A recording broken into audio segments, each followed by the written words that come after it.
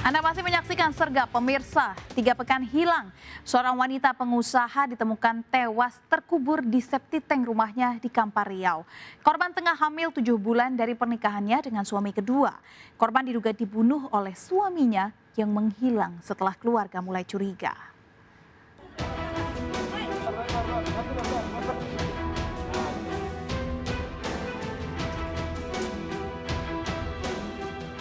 Warga dikejutkan dengan penemuan jasad Siti Hamidah yang terkubur dalam septic tank di rumahnya di perumahan Geria di Tapung, Kampar Riau.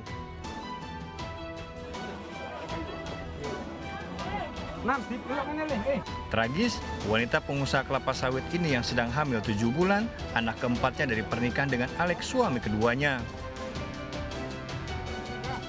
Saat menikah dengan Alex sekitar 1 tahun lalu, korban telah memiliki 3 anak dari suami terdahulu.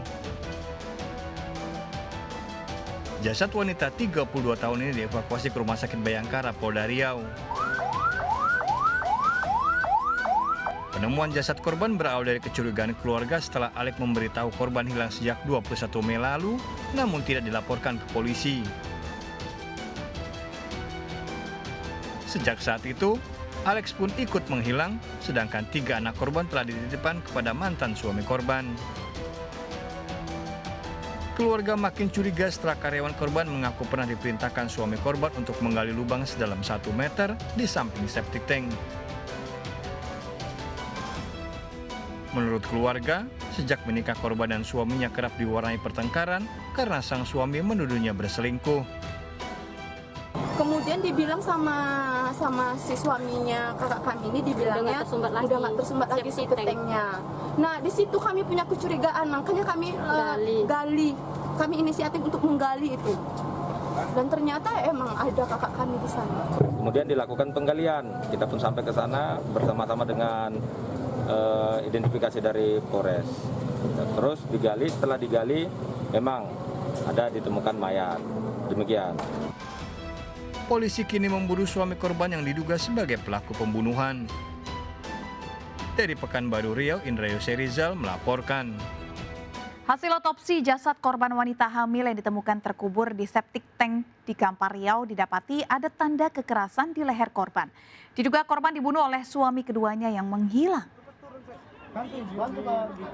Jenazah Siti Hamidah dibawa ke Rumah Sakit Bayangkara Polda Riau untuk diotopsi. Wanita 32 tahun yang tengah hamil 7 bulan ini ditemukan terkubur di bekas galian septic tank di samping rumahnya di perumahan Geria, Kabupaten Kampar Riau.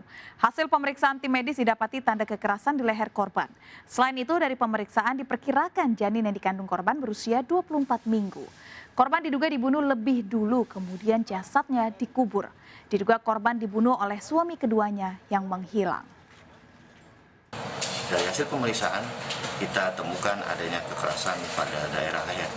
Jadi sebab matinya ada kekerasan tumpul pada daerah leher. Hasil pemeriksaan kita juga membuka pada bagian rahim. Kita temukan 1 janin dengan perkiraan usia janin dalam kandungan itu adalah 24 minggu.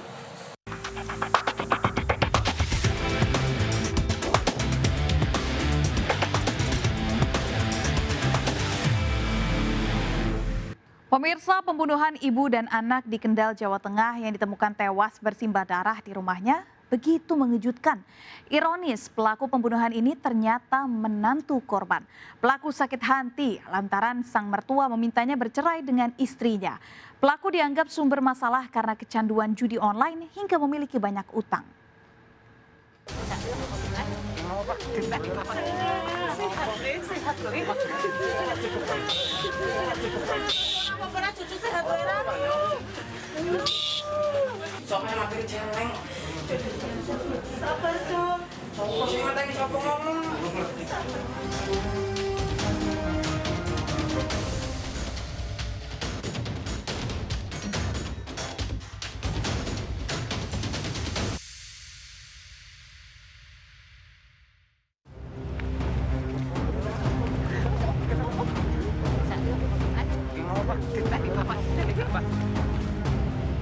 Tim Timotius Jovanka histeris mengetahui Katarina Sukaryati ibunya dan Muhayanah neneknya tewas bersimbah darah di dalam rumahnya di Desa Bangun Sari, Kecamatan Pageruyung, Kendal, Jawa Tengah.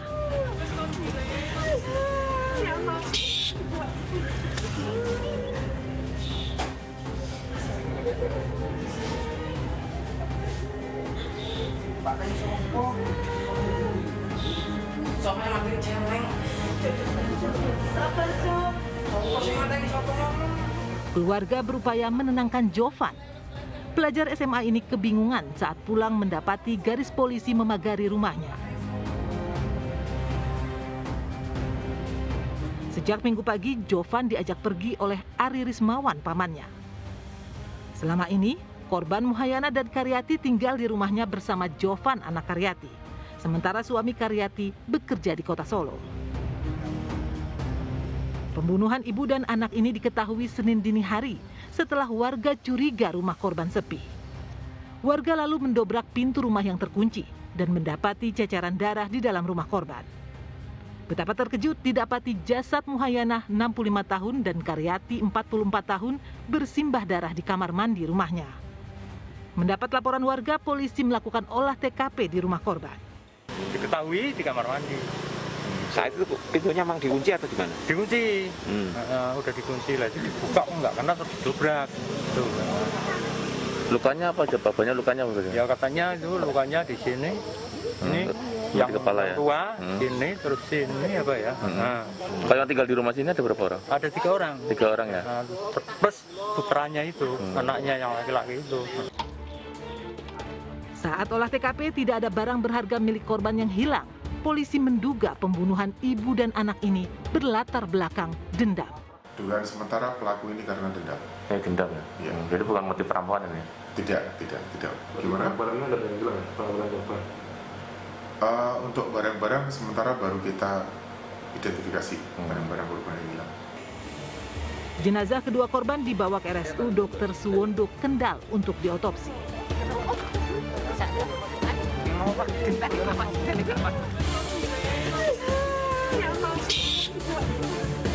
Tewasnya Muhayanah dan Karyati, anaknya, secara mengenaskan membuat keluarga terpukul. Kedua korban selama ini dikenal baik dan kerap membantu warga saat ada acara maupun kegiatan desa. Pak, kalau korban sendiri dengan masyarakat bagaimana hubungannya? Baik kan? Dengan masyarakat, Yeah. si korban, wah ikat, nggak ada. Itu masalah ya? Apa membaur? Jadi tidak ada perbedaan ini enggak. Yuni, adik ipar Karyati yang tinggal dekat rumah korban, sempat melihat Karyati keluar rumah Minggu sore dan pulang ke rumah menjelang maghrib. Bahkan Yuni sempat menerima pesan melalui WhatsApp dari Karyati yang meminta disiapkan mobil untuk Solo. Keluarga mulai curiga saat dicek lewat GPS, mobil rental yang diminta korban untuk ke Solo ternyata berada di Wonosobo. Yang ketemu Karyatinya, itu masih jalan keluar rumah. Terus mungkin pulang sekitar habis maghrib. Itu habis maghrib terus minta diantar ke Solo, minta dipinjemin mobil. Ya udah, masnya nggak tahu, tapi yang WA itu apa dia apa pelaku. Jadi ya baru kemungkinan itu mungkin pelaku mungkin. Kita tanya, kita cek di GPS-nya kok nggak sesuai dengan rencana dia mau pergi gitu. Ke Solo itu? Iya, itu. Tapi masih di sekitar sini, masih di sekitar Kendal. Kalau informasinya kok di daerah Wonosobo.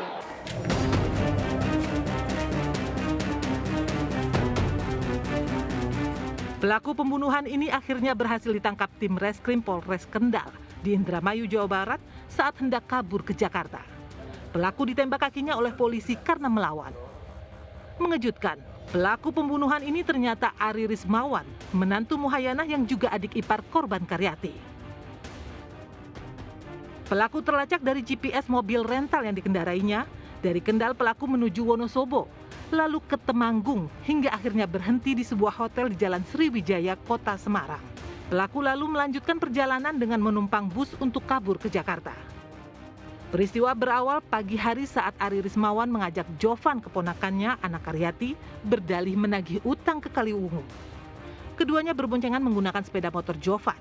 Namun sampai di Kaliwungu, keduanya justru pesta minuman keras.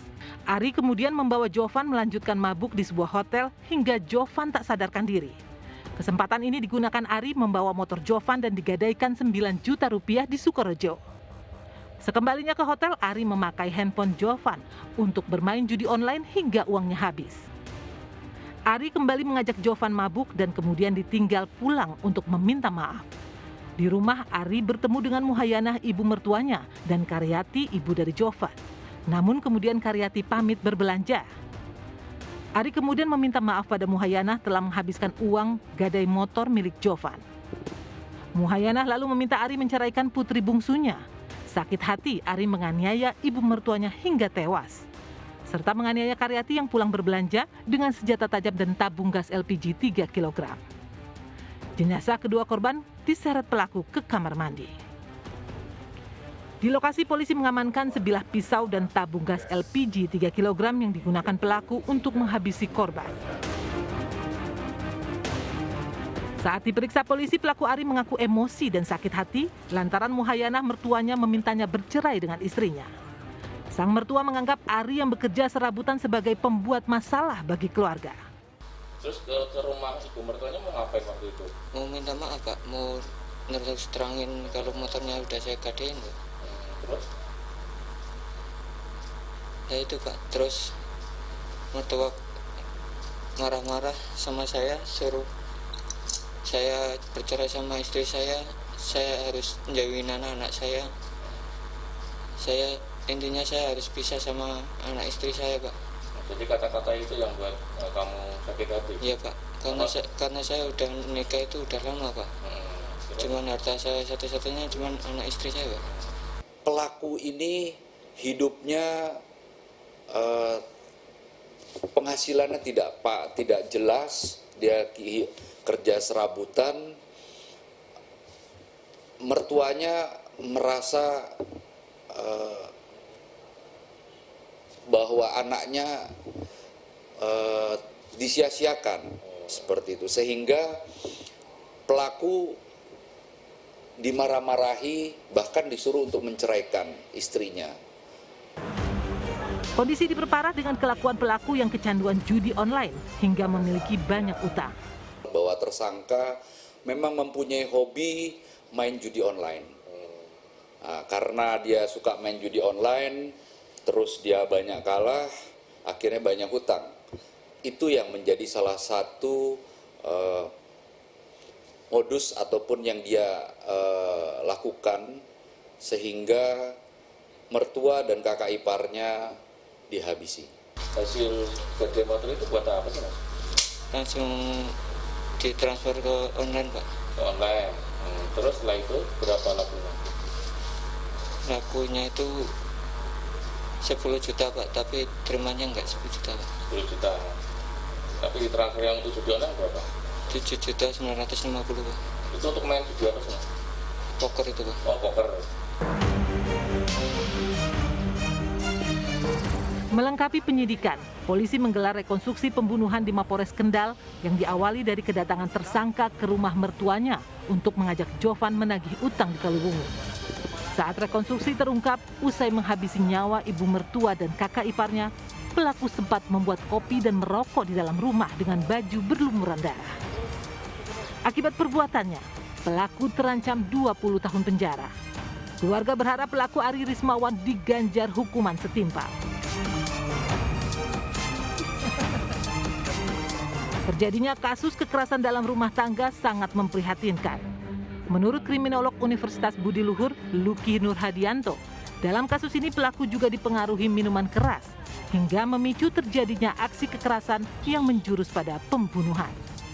Terlebih, ikatan sosial antara pelaku dan korban mulai rapuh.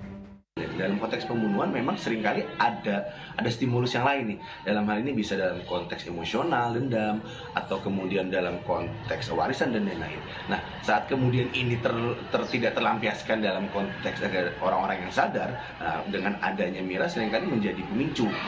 Saat kemudian dia mengkonsumsi tidak mengenali lagi rasa takut, terus kemudian menimbulkan lagi kepribadian yang bersifat impulsif. Yang paling ketiga, yang paling parah adalah meniadakan lagi kontrol sosial atau kontrol diri dari masyarakat tersebut. Nah, saat kemudian 3 faktor itu tidak ada, seringkali korban yang memang sudah menjadi target dalam konteks ini ada pelampiasan dendam, itu kemudian menjadi target, kemudian menjadi korban yang akan dieksekusi dalam konteks pembunuhan.